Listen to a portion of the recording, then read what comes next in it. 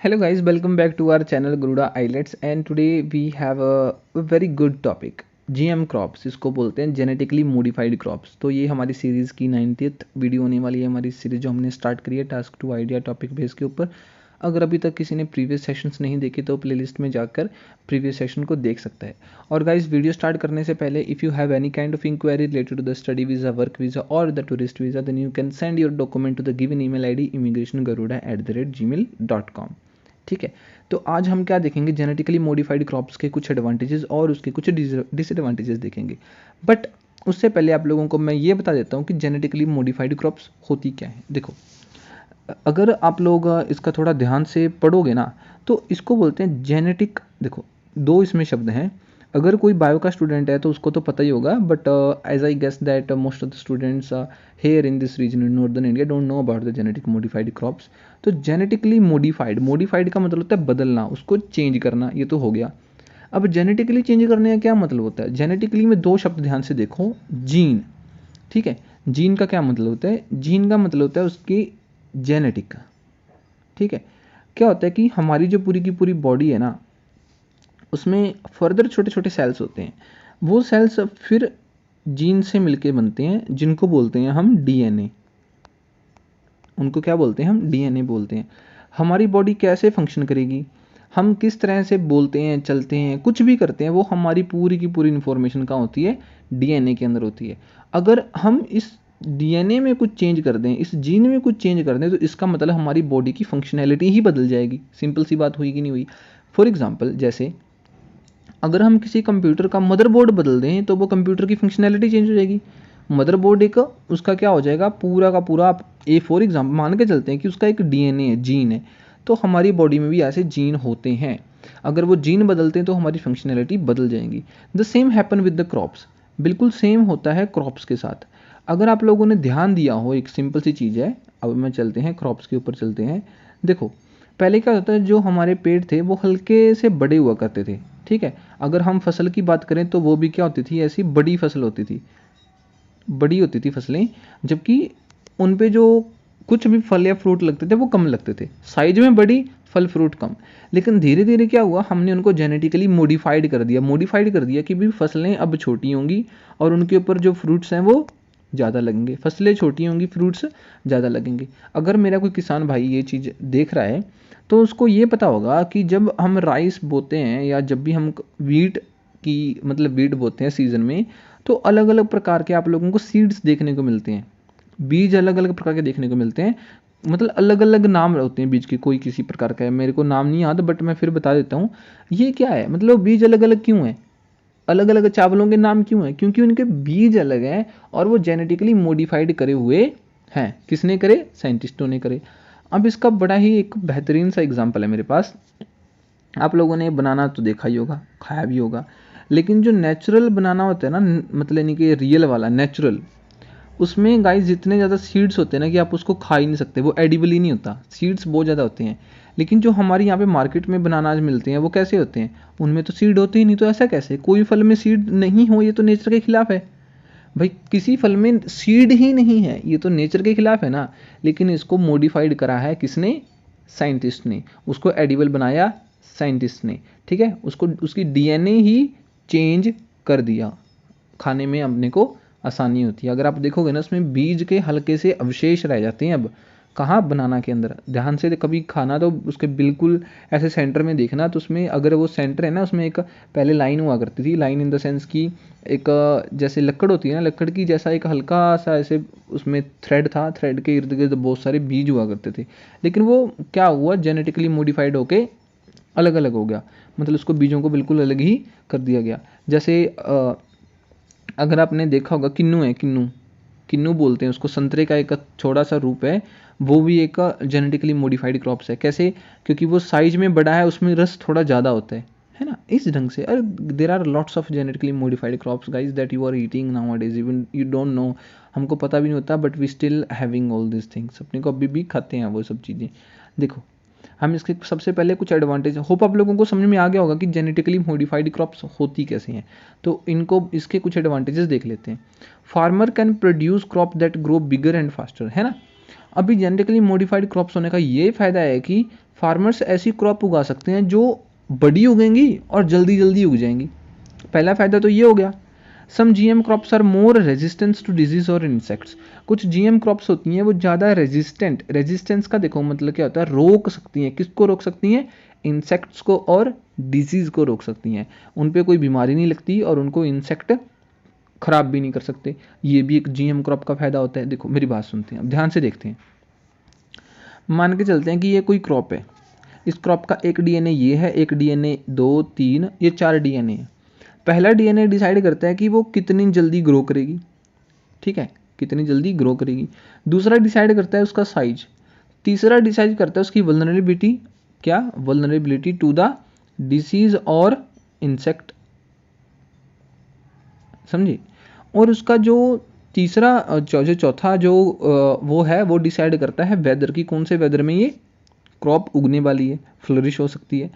अगर हम इसमें से किसी एक डीएनए को चेंज कर दें, फॉर एग्जांपल हमने जो ये डीएनए है ये हटा ही दिया या हटा दिया, या फिर यूं मान के चलते हैं कि हमने इस डीएनए को थोड़ा स्ट्रॉन्ग कर दिया, जिससे ना तो इसके ऊपर अब डिसीज लगती हैं ना इसके ऊपर कुछ इंसेक्ट्स लगते हैं। कितना फ़ायदा हुआ? हुआ कि नहीं हुआ? तो इससे क्रॉप क्या है, ज़्यादा स्ट्रॉन्ग हो जाती हैं। Got it. अगर मान के चलते हैं अभी हमारे पास कपास है, कपास in the sense we have the cotton, हमारे पास कॉटन है। कॉटन का एक डीएनए है जो डिसाइड करता है कि कॉटन का रंग सफ़ेद है, रंग जो इसका वाइट है वो एक डीएनए डिसाइड करता है। मान के चलते हैं कि अगर हम उस डीएनए में अलग अलग रंग इंजेक्ट कर दें, अलग अलग रंग इंजेक्ट कर दें, तो इसका मतलब कॉटन भी अलग अलग रंग की हो जाएगी, लाल, गुलाबी, हरी, पीली, नीली, कुछ भी कर ले उसको। तो इससे हमारा क्या फ़ायदा होगा? हम कॉटन को रंग देना नहीं पड़ेगा, वो नेचुरली ब्लैक होगी, नेचुरली गुलाबी होगी, तो वो ज़्यादा लंबे समय तक उसका कलर टिका रहेगा। तो guys there are lots of benefits of genetically modified crops. मैंने आपको सिर्फ समझाया है ताकि आपको पता चले कि क्या चीज़ें हैं जो बिल्कुल छोटे से लेवल पे जाके चेंज हो जाती हैं और वो बड़ा फिर इफेक्ट डालती हैं। ठीक है, आगे देखते हैं। तो वो रेजिस्टेंस और इंसेक्ट उनको मतलब कुछ कर नहीं सकते, तो ये भी एक बहुत बड़ा क्या हो जाता है, हाँ उसका फ़ायदा हो जाता है। This could be important for a food production in developing countries. Developing countries में फूड प्रोडक्शन में बहुत ज़्यादा फायदा होता है। जैसे हम फॉर एग्जांपल हमारा इंडिया है, इसकी इतनी बड़ी पॉपुलेशन, उसको खिलाएगा कौन? उसको हम तभी खिला पाएंगे जब हमारे पास ऐसी क्रॉप्स हैं जो बड़ी और जल्दी और जिनमें अनाज बहुत ज़्यादा उगता हो। फास्टर ग्रोइंग कैरल्स है, फ्रूट्स है, वेजिटेबल्स है, विल मीन मोर प्रॉफिट, इससे ज़्यादा प्रॉफिट होने की संभावना है। GM food can be modified to look perfect, उनको मतलब अच्छे से दिखें, परफेक्ट दिखें, तो ये भी एक बहुत बड़ा फ़ायदा है। We can make them modified and to look perfect. They may be more attractive to consumer, वो ज़्यादा अट्रैक्टिव हो सकती हैं कंज्यूमर्स के लिए। ठीक है, कंज्यूमरिज्म हो गया ना भाई, अगर आपको देखने में कुछ अच्छा लग रहा है तभी तो खरीदोगे। फॉर एग्जांपल जैसे आजकल आप देख रहे हो तो एक क्या कहते हैं उसको, खीरा है, खीरे की एक थोड़ी अलग वैरायटी आई है, उसको मतलब छीलने की ज़रूरत नहीं पड़ती, आप उसको ऐसे ही खा सकते हो। तो वो भी एक जेनेटिकली मॉडिफाइड क्रॉप्स है। अगर आप लोगों ने कभी बेर खाए हो, बेर है ना, तो अब उनका साइज़ थोड़ा सा लंबा होता है, बड़ा होता है, उसमें बीज छोटा होता है। क्यों? क्योंकि वो जेनेटिकली मॉडिफाइड क्रॉप्स हैं। तो इनके जो सबसे बड़े बड़े एडवांटेज हैं वो तो है कि जल्दी उगते हैं, फास्टर हैं, ज़्यादा न्यूट्रिशंस हो सकते हैं, उसके अंदर न्यूट्रिशंस भी आप ऐड कर सकते हो। ठीक है, कि उसमें ज़्यादा न्यूट्रिशंस होने की संभावना रहती है, ज़्यादा डेवलपिंग कंट्रीज़ के लिए प्रॉफिट होएगा, फ़ायदा होगा। मोर पॉपुलेशन है, उनको खिलाना पड़ेगा, तो जीएम क्रॉप्स तो लेके आनी पड़ेंगी। डिसीज़ और इंसेक्ट्स में रेजिस्टेंस होगा तो हमको पेस्टिसाइड, फंगिसाइड या हम जो भी दूसरी मतलब एक्सटर्नल जो रिसोर्सेज यूज़ करते हैं वो यूज़ करने की ज़रूरत नहीं पड़ेगी। अट्रैक्टिव हो सकते हैं कंज्यूमर्स के लिए। तो ये सब चीज़ें हो जाती हैं। ठीक है, ये इसके क्या जाते हैं, एडवांटेजेस आ जाते हैं। एग्जाम्पल आप लोग दे सकते हो, जैसे मैंने दिया, बनाना का एग्जाम्पल दे सकते हो, कॉटन का एग्जाम्पल दे सकते हो।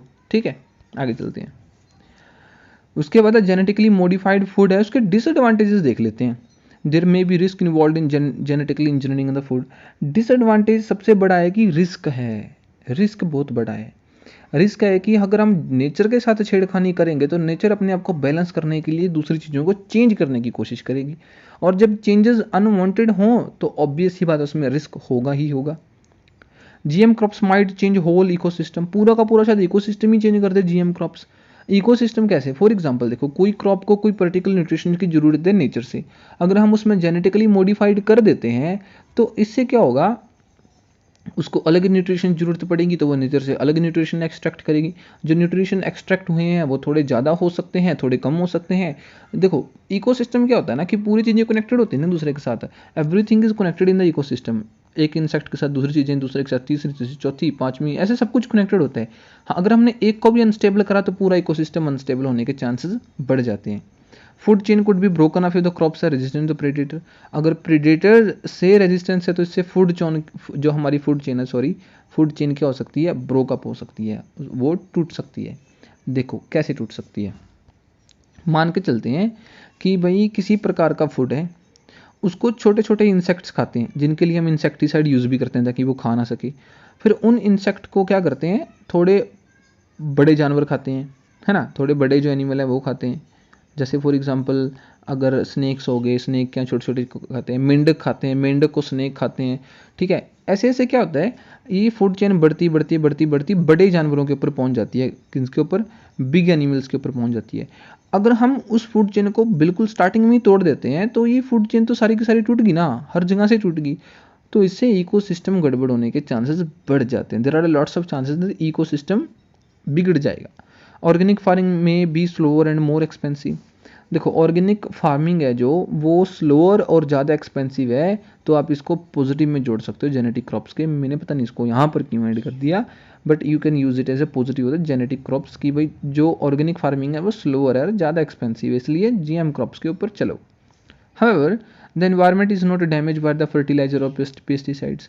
ये बोलते हैं कि जो डिसएडवांटेज में देखो कि फूड चेन इसके जेनेटिक मॉडिफाइड के तो डिसएडवांटेज हो ही सकते हैं, हमको इनके ऊपर थोड़ा सा ज़्यादा रिलायबल होना चाहिए बजाय इसके। क्यों ऐसा, मतलब जो लोग डिसएडवांटेज सोचते हैं ना जीएम क्रॉप्स के, वो ऐसा बोलते हैं, क्या बोलते हैं कि ऑर्गेनिक फार्मिंग पे चलो, स्लो और एक्सपेंसिव है, मानते हैं, बट वो इन्वायरमेंट के लिए ठीक है। जो फर्टिलाइजर्स हैं, पेस्टिसाइड है, हम उनको कम मात्रा में यूज़ कर लेंगे, we don't have an a problem, लेकिन जीएम क्रॉप्स के ऊपर हम रिलायबल नहीं रहेंगे। ऐसे बहुत सारी चीज़ें हैं जो, मतलब ये तो अलग अलग ओपिनियंस की बात होगी ना। अब आपकी ओपिनियन कुछ और सकती है, मेरी कुछ और हो सकती है, इनकी कुछ और है, तो ये बोल रहे हैं कुछ ना कुछ, ठीक है। और organic food are produced without chemicals और जेनेटिकली मॉडिफाइड क्रॉप्स। बोलते हैं ना कि ऑर्गेनिक फूड खाओ, उसमें सब कुछ सही होता है। अभी देखो, और एक बहुत अच्छी सी बात है, देखो हमारी एक जो हमारी बॉडी है ना, उसको हजारों सालों लग गए कोई पर्टिकुलर चीज़ को एडॉप्ट करने में, सही बात। अगर हम जीएम क्रॉप्स खाएंगे तो वो जो एडॉप्टेशन हमने इतने हजारों सालों में करा है, तो उसमें गड़बड़ होने के चांसेस हैं कि नहीं है, है ना, ऑब्वियस सी बात है। तो दिस इज़ द रीज़न कि हम नेचर में इम्बैलेंस नहीं कर सकते, उसमें डिस्ट्रप्शंस नहीं कर सकते। अगर आप करोगे, there will be higher possibilities of mishappening, even the big mishappening, बड़ी बड़ी मिस हैपनिंग होने के चांसेस बढ़ जाते हैं। बट फिर भी we have discuss the advantage and disadvantage of food crops, जिसमें हमने करा कि ये जल्दी होती हैं, फास्टर होती हैं, इसमें इंसेक्ट्स और डिसीज़ नहीं लगती, जिससे क्या है, डेवलपिंग कंट्रीज़ को ज़्यादा बड़ी पॉपुलेशन को खिलाने में हेल्प मिलेगी, ज़्यादा प्रॉफिट होगा, अच्छी दिखेंगी, कंज्यूमर्स को बढ़िया लगेंगी। और जो इसके डिसएडवांटेज हैं, ये बोलते हैं कि भाई रिस्क है, इकोसिस्टम ख़राब होता है, प्रेडेटर्स को फूड चेन में ब्रेकअप हो जाता है। इसको ना अपना के आप लोग ऑर्गेनिक फूड, ऑर्गेनिक फार्मिंग के ऊपर चलो, जो कि ज़्यादा बेहतर है, एक बेटर ऑप्शन है। ऐसा आपने अलग अलग ओपिनियंस को देखा। तो होप आप लोगों को ये वीडियो अच्छी लगी होगी। अगर लगी तो डोंट फॉरगेट कि आप हमारे चैनल को सब्सक्राइब करें, लाइक करें, शेयर करें और बेल आइकन दबा देना, ताकि आपको आगे आने वाली वीडियोज़ के नोटिफिकेशन मिलते रहें। और इसी के साथ गाइज आपको मिलते हैं नेक्स्ट वीडियो में, तब तक के लिए जय हिंद, जय भारत।